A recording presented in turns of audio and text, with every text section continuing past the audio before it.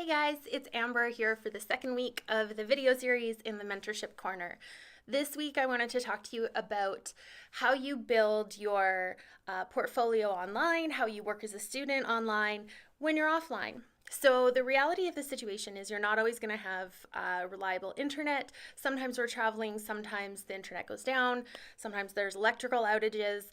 And so these are one of those things that I really wanted to tackle.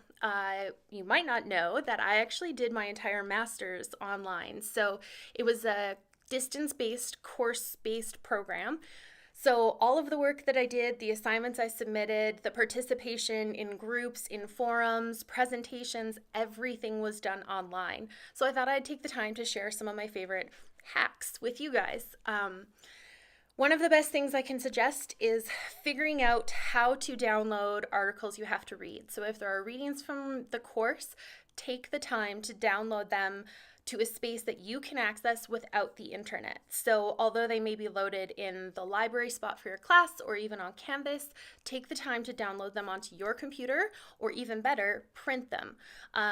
Although that can be kind of expensive, I found that if I printed double-sided draft, black and white, and fit 2 pages on one sheet of paper each side, so 4 pages would be on one piece of paper, that helped me access my articles wherever I was. So if I was on a bus or traveling around, I could just whip out my article, continue with my highlighter, make my notes in the top margin, and then I'd have easy access where I could remember what this article was about and start to build my understanding on other articles because I'd have them all easily accessible there.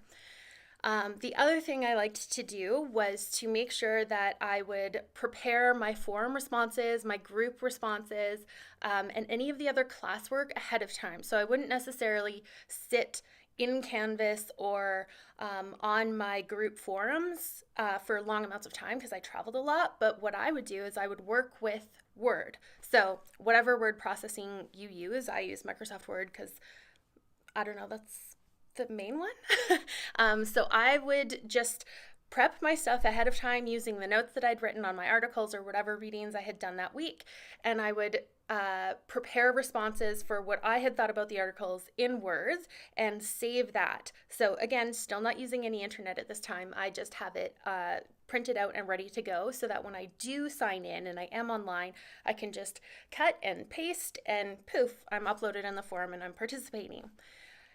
If I have to respond to group participants or to other colleagues in my class, I would make sure that there were a couple points that I had picked out of an article. So if we had to do a weekly forum response, which we did a lot, I would always think of one thing that stood out for me about an article, one thing I loved or hated, and really search through the responses from other students and see if there was someone along those lines, and then kind of piggyback on that with something I had pre-prepared, maybe not 100%, but at least 50% of the way there, and then kind of tailor it specifically to that so I can continue the conversation of what they were doing, but also have done a whole bunch of work ahead of time, saving myself a lot of time and effort and still finding a way to stay connected even though I didn't have ready access to the internet all the time.